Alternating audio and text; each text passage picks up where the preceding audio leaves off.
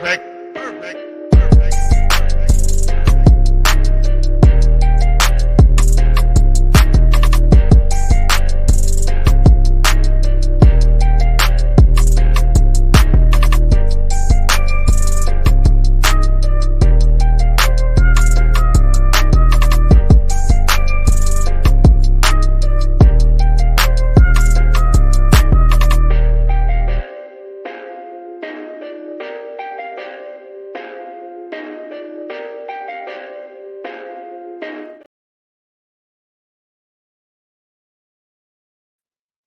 All right, everybody, what's going on? And welcome to today's edition of SWAC Talk, the show we cover the SWAC inside and out. I'm your tour guide around the SWAC, see what's coming at you. And today we're going to continue our top 5 quarterback series. And this time, man, I think this might have been the hardest one to do.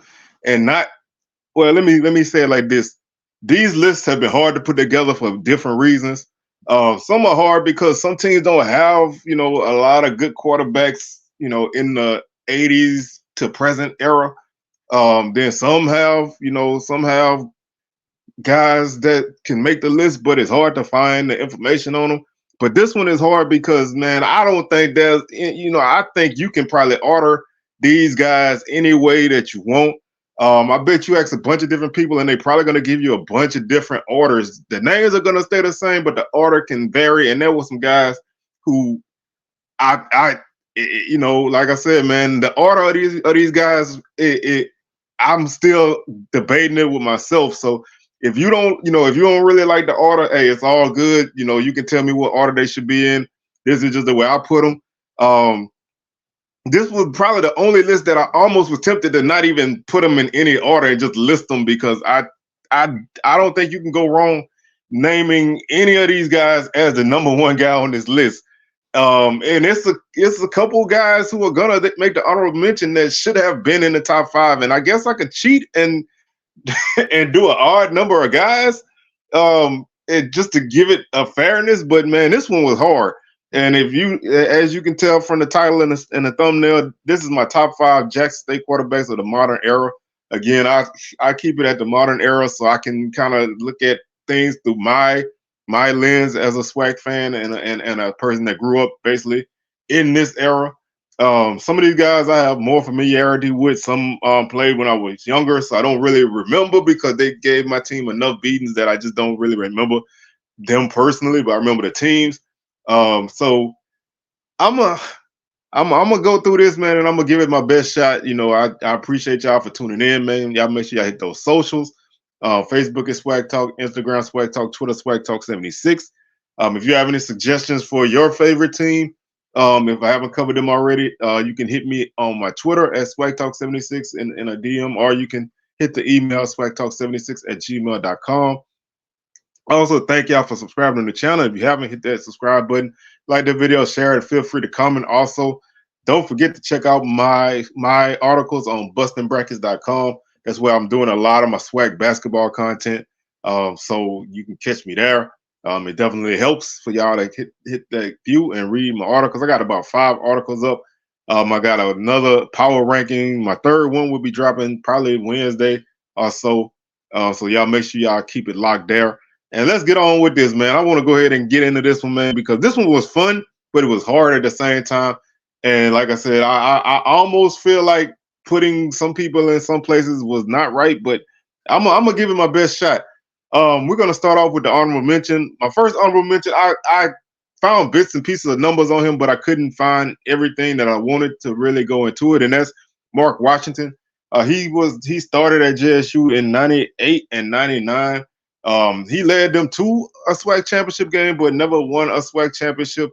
The Tigers went 7-4, and I think 7-4 and 9-3 in his 2 years starting there. So he basically came after a period of quarterbacks that won SWAC titles all the time. So I think he may be one of the more underrated guys. He played an offense that put up some good numbers. They had great running game, great wide receivers, a hell of a defense.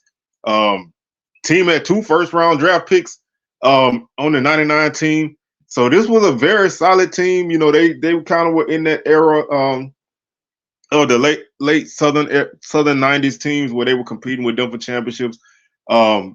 So they did make the first SWAC championship game and had a chance to win it. Came up short, but he's a guy whose name doesn't really get mentioned a lot. I think he kind of got lost in the shuffle playing before a guy like Robert Kent and playing after some other guys who made this list. So kind of like a guy who kind of got lost in the shuffle, but he definitely is an honorable mention guy. My next honorable mention guy is Jimmy Oliver. He played at Jackson State for 2 years. He led them to a SWAC championship in 2007. As a junior, he had 1,906 yards and 14 touchdowns. The next year, he passed for 2,550 yards and 20 touchdowns. He led the Tigers to the 19th SWAC title with a victory over Grambling. He also was named the championship game most valuable player, and he led JSU to a 14-9 record in those 2 seasons. Now, this is where it gets hard. This guy, I have him in honorable mention because I couldn't leave off somebody who threw the ball for a ton of yards. I'm a cheat, man. I'm a cheat. This is my show, my list. I can do what I want. I got a tie for 5th place, and either one of these guys could be anywhere on this list. And the first guy on my number 5 spot is Robert Kent, Superman. He played in a period where JSU was kind of on a downswing, so didn't win a lot of games. They were 24-year starter. He finished as the 3rd leading SWAC quarterback in passing yards in a career with 11,797 behind McNair and Willie Titan. That's tall cotton, man. Like a guy like this at any other school probably would be the number 1 quarterback. But JSU had a lot of quarterbacks in the late 80s, early 90s that were monsters. Didn't have the numbers that he had because, the time period and everything. But, the wins sometimes trump that kind of stuff. But he had 104 touchdowns, 58 interceptions. He played in 45 games as a starter, and he was on the JSU All-Century team. Really a shame that he did not have the team to win a championship because that's all that's missing. A guy like this with the numbers he had, if he had even one championship, that's number 1 status. I mean, you can't discount the work he put in. And I don't think championships and wins means everything, but when you debate things like this, wins and championships always are like the trump card. So that's what gives him the short end of the stick here. Tremendous athlete. The guy was nowadays the guy would be a superstar in the SWAC. I mean, he would have been top of the line, and just to have this guy on your number 5 spot, it says a lot about the level of talent that you have in your all-time list. My next number 5 guy is Casey Terrio. Again, that's a guy he gave me some heartaches as a Jaguar fan, but that's a guy who I really like to watch play. Obviously, he's the White Tiger. He threw for 7,277 yards, 227 yards, and 58 touchdowns in 2 seasons. He was newcomer of the year and first team All SWAC. He was a guy who kind of didn't have. I mean, he had some really great teams. That he had some really play on some good teams, but again, not the level of team success that a lot of these guys had. Didn't make a SWAC championship game, so that kind of holds him back a little bit. Again, that's when you look at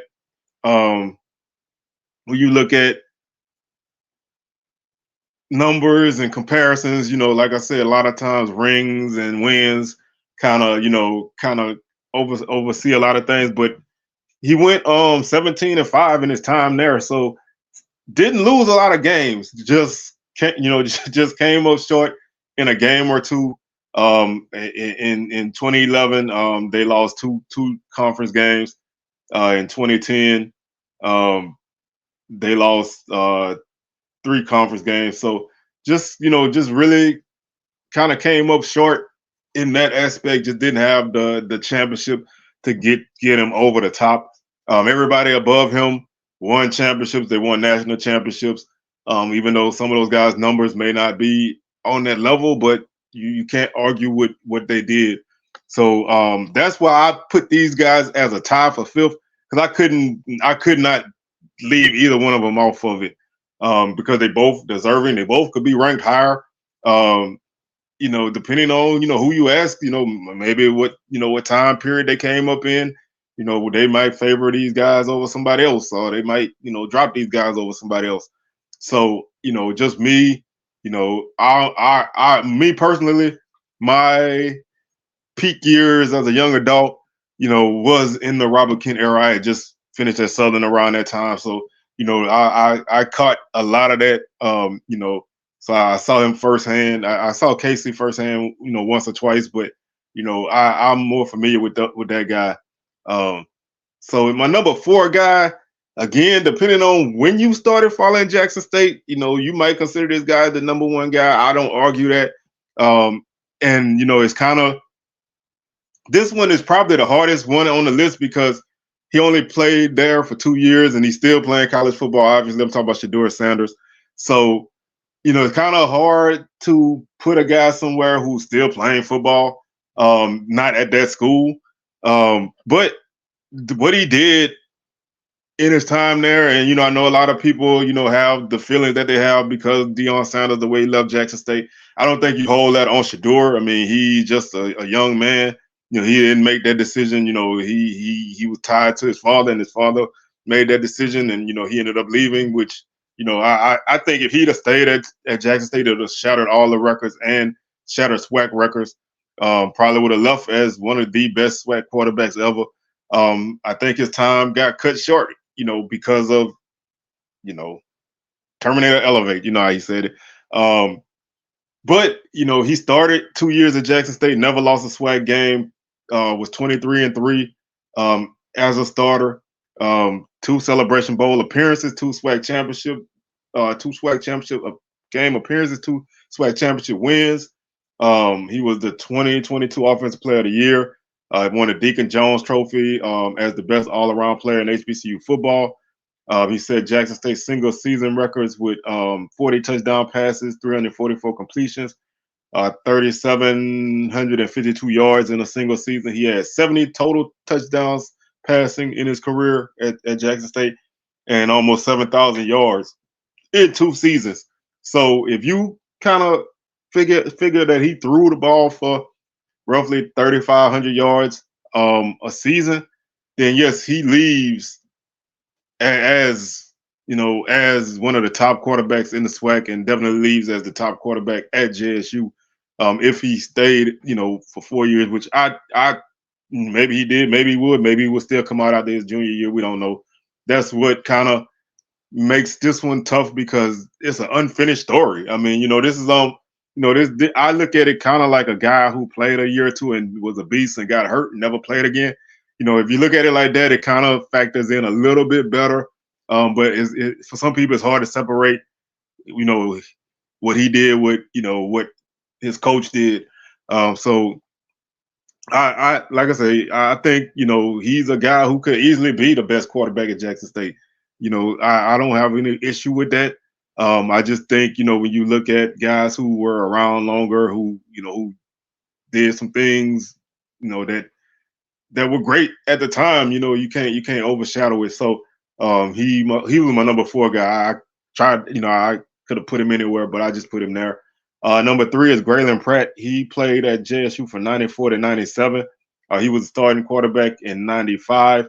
It led them to their first undefeated season since 1988. In 96, he led Jackson State to his 3rd Black College National Championship. They were 10-2 that year, finished 8th in Division I AA. He was selected SWAC Offensive Player of the Year, and he made the All-Century team. He was 35-12 in his time as a starter, and this is when my peak time at JSU, with JSU football. Like I said, I was at Southern at that time. I remember those battles that they had with JSU, and they were really good. They, like I said, they won the SWAC, went to the playoffs a couple times. Just were very, they were still what you would consider Jackson State. I mean, they went to the playoffs hit all 3 years that he was there. Um, so you can't really argue with a guy who can make things happen like that and help lead a team who can be successful and didn't lose much and was a team who found a way to make things happen and continue that winning tradition that Jackson State had in that time period. So again, you can jumble these guys any kind of way, but that was my number three guy. Number two is Shannon Boyd, quarterback from 85 to 87. He never lost a SWAC game in his time at JSU. He took over in 85 and 86. He led the team to a 9-3 record in his second consecutive trip to the playoffs. And he also is an all-century quarterback. He was 26-6-1 in his time at Jackson State. Um, these are teams who really dominated the SWAC. Like they did not lose often, and obviously they didn't lose any SWAC games in that time period. But they ran through everybody, and he was the general of that, and so you can't go wrong with that. And Sean Gregory is the number one guy on this list. He played from 87 to 90. He was a 3-year starter. He helped JSU win 3 SWAC championships in 87, 87 to 88, and 1990. 1990, I remember that team with Jimmy Smith. They came to Baton Rouge and put a 50-piece on Southern. Ridiculous game. As a senior, he passed for 2,762 yards and was named first team All SWAC. He finished with 6,285 passing yards and 50 touchdowns. And he was elected to the JSU Hall of Fame and the All Century team. 24-9-2 in his time at Jackson State. And when you see a guy throw for over 6,000 yards in the late 80s and early 90s, man, he's airing that ball out. And those teams, like I said, they were loaded. They had a lot of weapons on offense, and they could put the points on the board. And so they played a really exciting brand of football. And they like I said, they didn't lose much. Just looking at a few of their scores that year, they put 52 on Miles, they put 57 on Valley, they put 39 on Stephen F. Austin. They put 52 on Southern. They put 29 on Grambling, 45 on Texas Southern. Then they beat Alcorn 23-20. They did lose to Middle Tennessee State in the playoffs. They lost to Montana and Stephen F. Austin in the playoffs. But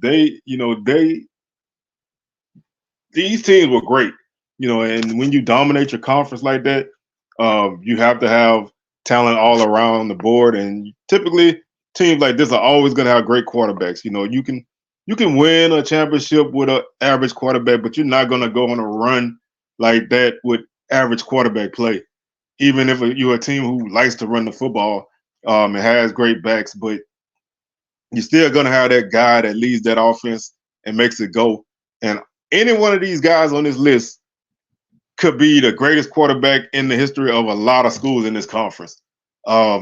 Even some of the guys who made the honorable mention could be tops on some of the lists of some of these teams. But this was a fun list to do. It was hard to organize because you feel like somebody should be higher.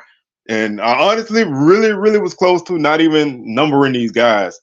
I really just started to just list them and just get it out like that. But I went ahead and kind of went with it. But you can't go wrong in any order. So y'all let me know what order y'all like them in. And